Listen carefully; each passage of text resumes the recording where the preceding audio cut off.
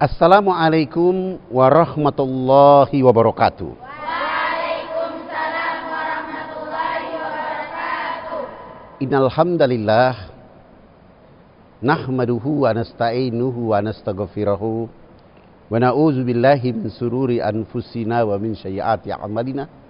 May yahdihillahu fala mudhillalah wa may yudlil fala hadiyalah. Asyhadu an la ilaha illallah wahdahu la syarikalah wa asyhadu anna Muhammadan abduhu wa rasul.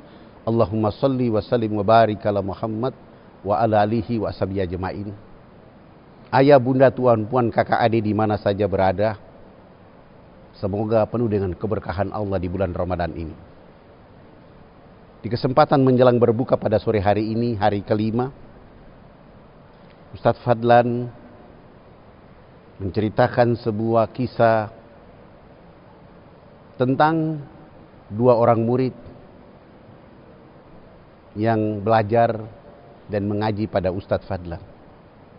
Subhanallah, bermula dari kedua hamba Allah ini mengikuti pengajian. Subhanallah, mereka juga begitu istiqomah mengikuti pengajian ini selama 5 tahun. Di tahun kelima pengajian ditutup.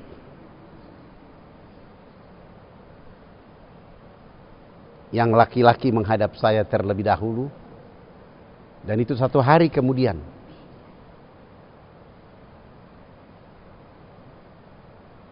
Setelah pengajian ditutup, Ikhwan ini ketemu saya dan dia bilang, "Assalamualaikum Ustadz." "Waalaikumsalam, ada apa?" "Pak Ustadz, saya sudah ikut Ustadz mengaji selama 5 tahun. Kenapa ya saya belum dapat jodoh?" Saya katakan kepada sang ikhwan ini, "Ya, di sini tempat pengajian, bukan tempat mencari jodoh. Mana alamatmu, mana teleponmu?" Begitu dia kasih telepon, tulis, dia pulang, pamit pulang. Besok pagi datang lagi seorang hamba Allah perempuan, akhwat. "Assalamualaikum." "Waalaikumsalam warahmatullahi wabarakatuh." "Ada apa?" "Pak Ustadz, sudah mengaji lewat Ustadz sudah 5 tahun. Kenapa ya saya belum dapat jodoh?" "Mohon maaf, di sini bukan lembaga dan tempat mencari jodoh. Ini tempat pengajian. Tapi besok datangnya, mana teleponmu?" Ini yang akhwat kasih telepon dan saya suruh pulang. Begitu dia pulang, saya telepon ikhwan yang kemarin datang itu. "Assalamualaikum." "Waalaikumsalam." "Besok datangnya?"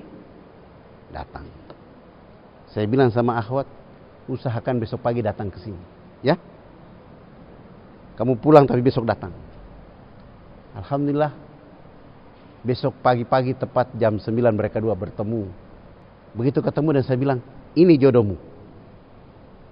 Subhanallah, mereka dua menikah. Setelah menikah, mereka tidak lagi bertemu dengan saya karena kesibukan mereka masing-masing.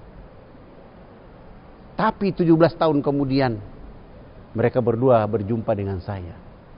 "Assalamualaikum Ustadz." "Waalaikumsalam." "Bagaimana kabar?"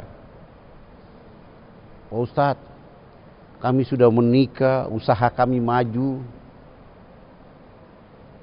kami hebat, bisnis kami, subhanallah, hari-hari keuntungan yang kami dapat. Tapi kali ini kami datang ke Tuan Guru Ustadz Fadlan. Kenapa ya kami belum punya keturunan?" Ketika mereka berdua bertanya, "Kenapa kami belum punya keturunan?" saya tanya, "Masih suka ke pengajian?" Dua-dua diam. Masih suka ke masjid? Dua-dua diam. Masih suka baca Quran? Diam. Masih suka ke orang tuanya? Diam. Masih suka ke mertuanya? Diam. Oh, itulah masalah kalian. Allah tidak kasih kamu keturunan karena kamu tidak pernah mengunjungi ayah ibumu. Ayah tidak kasih kamu keturunan, Allah baru kasih ujian, kamu punya usaha maju berkembang, lupa. Lupa baca Quran, lupa mengaji, lupa ke masjid, lupa berinfak. Wajarlah. Ayah dan ibu kandungmu, mertuamu, kamu tidak datangi mereka. Maka Allah menunda rizki itu. Alhamdulillah mereka pulang dan mulai merubah cara hidup 17 tahun itu. Mulai datang ke orang tua, mulai berinfak, bersedekah, mulai ke masjid. 3 tahun kemudian alhamdulillahirabbil alamin, Allah kasih keturunan mereka laki-laki. Anak ini lahir, mereka kasih nama dia Deden. Subhanallah, gagah, ganteng, umur sudah 3 tahun. Suatu saat si Deden ini bilang kepada ayah dan ibunya, Bunda, ya, Bunda kan ayah kan ke kantor besok kan, bolehkah beli Deden buku dan pensil gambar? Karena Deden mau belajar menggambar. Oh boleh nak, boleh. Itu Deden, bagus itu Deden, pesan sama papa mama. Besok insya Allah Bunda ke kantor pulang beli. Subhanallah, esok hari ayah ibunya pulang dari kantor bawa buku pensil tulis 24 lusin. Baru. Begitu terima, Deden sudah terima, dia bilang terima kasih ya Bunda. Bunda terima kasih Bunda. Aku punya buku gambar, aku punya pensil, aku bisa menggambar. Ayah, thanks you ayah. Anak kecil sudah thanks you. Si Deden ini, subhanallah, mulailah menggambar sesuka hatinya. Tiba-tiba ayah ibunya beli mobil baru, taruh di garasi dan berangkat luar negeri, tidak bawa Deden. Karena Deden tidak mau, karena mau menggambar. Lihat begini, Deden mulai menggambar, buku gambar sudah tipis, sudah habis. Dia berdiri di ruang makan, dia gambar di dindingnya. Dia gambar. Pindah ke ruang makan, dia gambar. Ke ruang tamu, dia gambar. Ke dinding kamar tidur ayahnya gambar. Kamar tidurnya juga dia gambar. Terakhir sudah tidak ada buku gambar. Setelah dinding sudah coret, buku gambar belum tiba. Akhirnya dia pergi ke garasi, ada mobil baru beli, belum pasang nomor plat mobil. Deden ambil paku yang ada di situ, lalu dia gambar di mobilnya. Dia coret. Nah, setelah dia coret, 2 hari kemudian ayah ibunya pulang. Deden dalam keadaan tidur. Tidur jam enak-enak. Tiba-tiba ayah dan ibunya pulang. Ayah ibunya pulang tidak mencari anak yang bernama Deden yang dirindukan 17 tahun itu. Tapi turun dari kendaraan langsung buka garasi. Melihat mobil dalam keadaan tercoret. Lalu suami istri berteriak, siapa yang coret mobil ini? Siapa? Siapa yang merusak mobil ini? Lalu baby sister datang kepada majikannya dan mengatakan, mohon maaf, saya terlambat beli buku dan pensil gambar sehingga Ananda Deden ada paku ini dia pakai coret-coret. Hukumi saya, pecat saya, bukan Deden yang salah. Lalu ayah ibunya marah dan mengatakan, mana Deden? Mana? Dibangunkan dalam keadaan tidur nyenyak. Dia lagi usap-usap matanya, ayah ibunya bilang, kenapa kau coret mobil Bunda dan ayah? Lalu tangannya diletakkan di atas kursi. Ayah dan ibunya mengambil balok 5x5 dan bergantian memukul tangan anaknya. Bengkak, Deden menangis.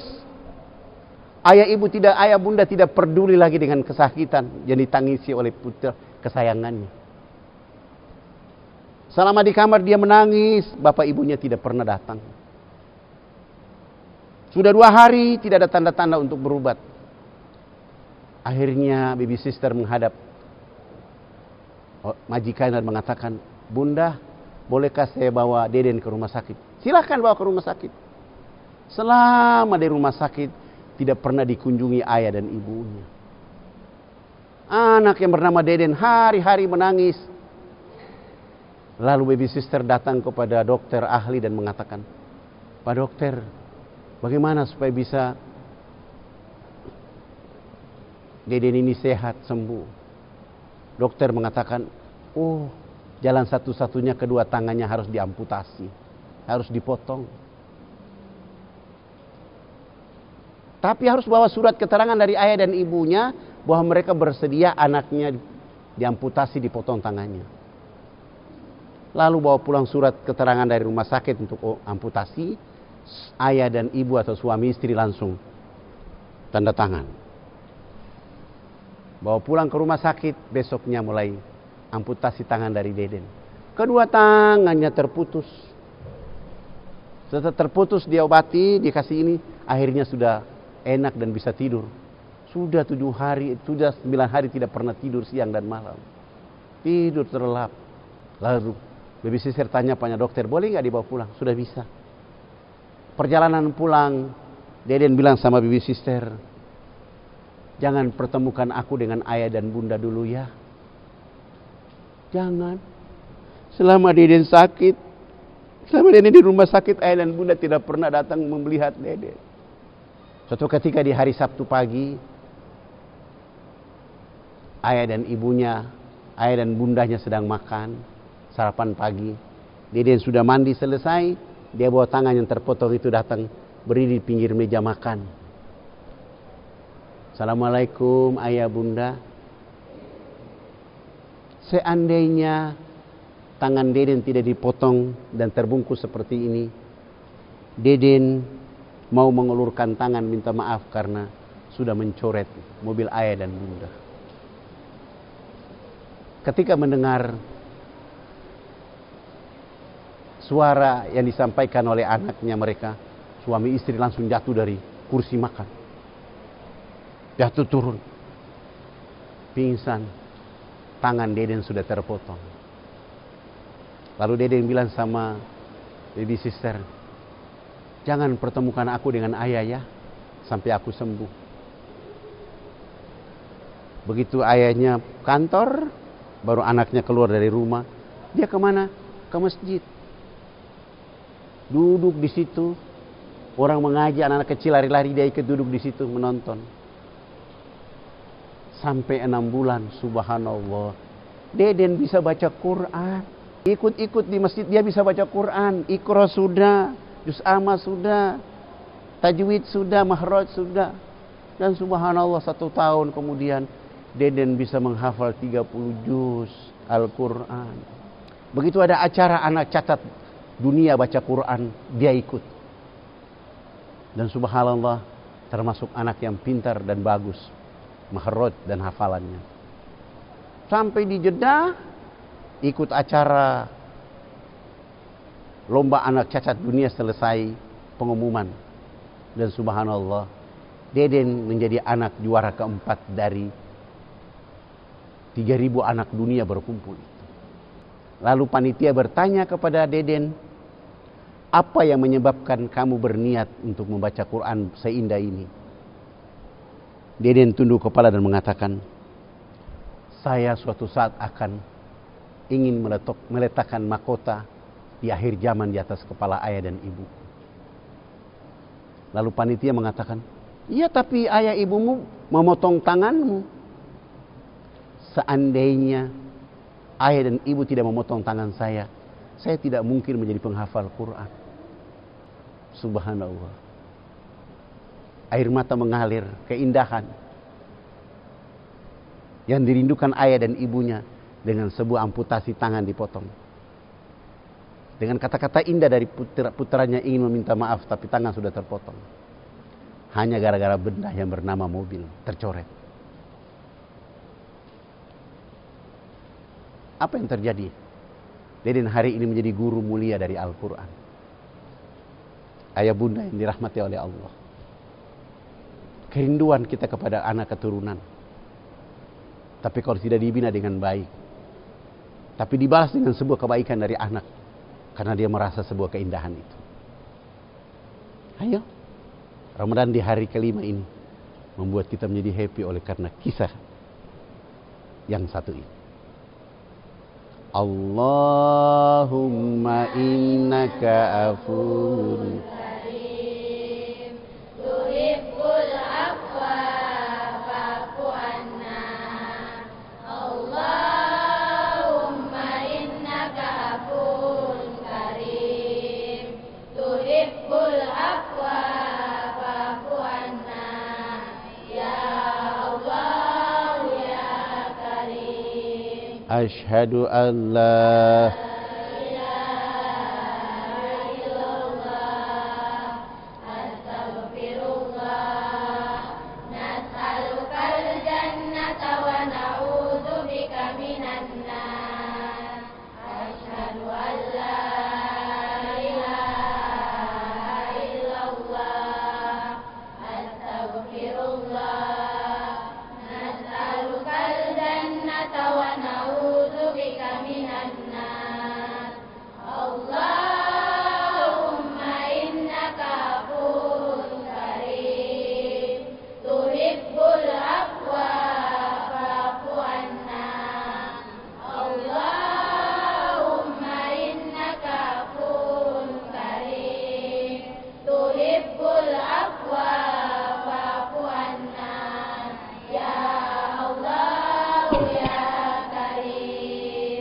Alhamdulillahirabbil alamin.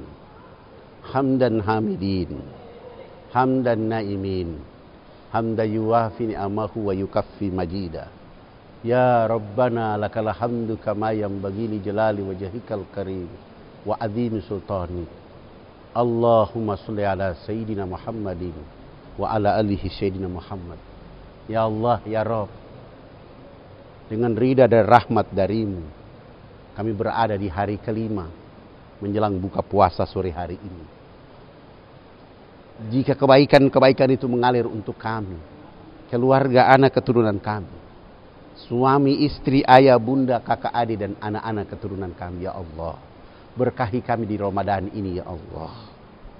Limpahkan rahmat dan kasih sayang-Mu kepada kami semua, ya Allah. Terimalah amal ibadah yang kami lakukan selama Ramadan. Ya Allah, kami mohon kepadamu dari pesantren Nur ini. Terima kasih ya Allah. Jika engkau dapat membalas kebaikan yang telah dipersembahkan oleh ayah, bunda, kakak, adik, saudara-saudara kami. Selama kami ada di AFKN. Selama kami berdakwah di pedalaman. Ayah, bunda, tuan, puan, kakak, adik. Yang selalu mendukung dengan infak sedekah terbaik mereka untuk perjalanan agama dalam dakwah AFKN, ya Allah. Balaslah apa yang mereka minta, apa yang mereka lakukan. Ganti lebih baik, ya Allah. Sempurnakan hidup ayah, bunda, tuan, puan, kakak, adik, saudara-saudara kami, ya Allah. Mereka begitu tulus dengan infaknya untuk kami di AFKN. Seakan-akan kami membebani mereka dalam dakwah.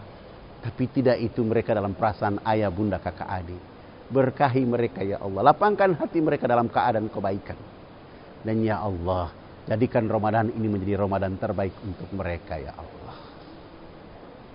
Allahumma innaka afuun karim. Tuhibbul afwa fa'fu ya karim.